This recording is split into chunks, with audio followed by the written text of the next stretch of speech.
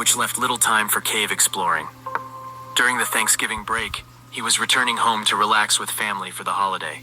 They planned a day of hiking and exploring at Nutty Putty, which is considered a beginner's cave by most. The main areas of the cave were interesting for everyone. There was the maze room, which had openings and tunnels leading around large boulders. There was a large ramped area called the slide, where the entire room sloped down at a 45-degree angle with a rope to guide you down. This cave system was well mapped in most of the traversable areas. There were also well-known areas that were more challenging, like the birth canal or the aorta crawl. These areas were tight and difficult to pass, so only more experienced cavers would be attempting to squeeze through these passages. Even with the known challenges, people still found themselves stuck in tight squeezes in these tunnels. Nutty Putty had just recently been opened back up to the public, after being closed for several years because of cavers getting stuck in these difficult squeezes. They were passable for some, but others would find that their shoulders or hips would just not pass, no matter how hard they pulled against the rock. After wedging themselves in the narrow space, they were completely stuck, requiring serious assistance to inch out backwards. Because of these rescues, a new permit-style entry was required, listing 2 experienced cavers per group. Josh had obtained a permit for a group to explore the Tuesday before Thanksgiving, November 24, 2009. John's pregnant wife Emily stayed back at the house with their 1-year-old daughter Lizzie to enjoy a more relaxing evening with the in-laws. Their group of 11 family and friends started off in the main open cave sections. Eventually, John and his brother Josh took 2 friends off to find more challenging tunnels to try. They had heard stories about the birth canal and consulted the map for its location. It was known to be a long, tight passage with a particularly tight squeeze near the end. If you could just get past the narrowest part, there would be a small room at the end to stand up and turn around. They knew that the birth canal would be tight and could be panic-inducing, even for experienced cavers. They spread out to try to find this particular tunnel. John and Josh took the passage on the left, moving through a small tunnel for around 15 feet. It undulated up and down in several elevations over the next 10 feet. There were outcroppings of rocks and tight squeezes that required a caver to twist their body in several orientations to get shoulders past, then hips, and finally twisting legs so that they bend in the proper direction. It was not a matter of simply pulling your body forcefully through a tight hole. This area was called the corkscrew because the few who had been through it were small and flexible, using all their skills to maneuver slowly through the panic-inducing contortions. After the corkscrew area, the passage angles up for another 5 feet or so, then turns down over a rock ledge with a sharp 90-degree bend to the left. Up until now, cavers had used this small area after the corkscrew to turn back on themselves if needed, and head back through the difficult section.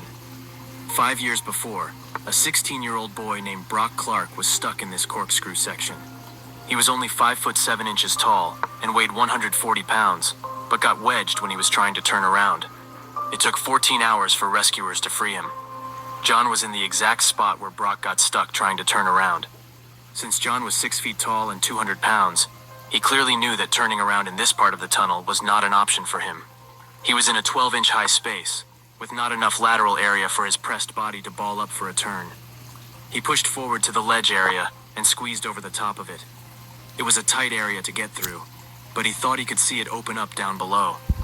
He sucked in his stomach and pressed himself through the squeeze, pulling forward on the rocks in front of him.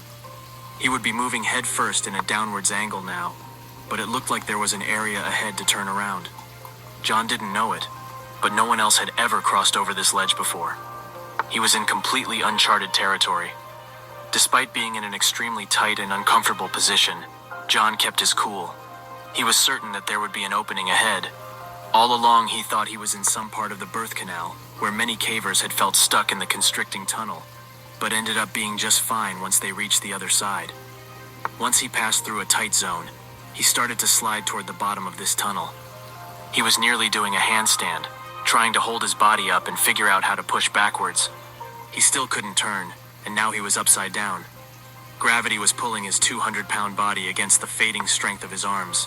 He yelled out to his brother Josh and told him not to follow him, but to go back out. They discussed his options and decided that moving forward to try to turn around was the best idea. He was collapsing onto his shoulders and head at this point, and needed to make a move to get out of this vertical position. His headlamp gave him a glimpse of a hole in the floor ahead, which might lead to a larger space.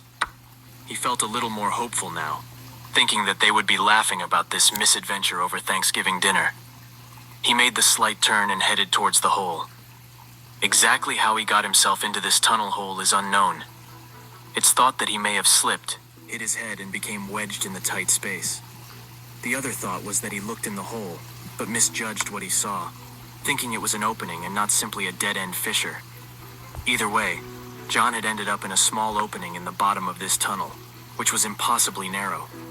Just 18 inches by 10 inches, not much bigger than the screen of a laptop computer.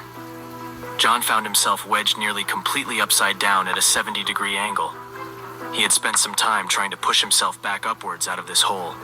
It was exhausting. His arms were pinned in a useless position, one folded under his chest, and the other trapped on a rock down by his side. He strained against the walls and quickly realized that all of his effort would not move him back up 5 feet to the shallow tunnel.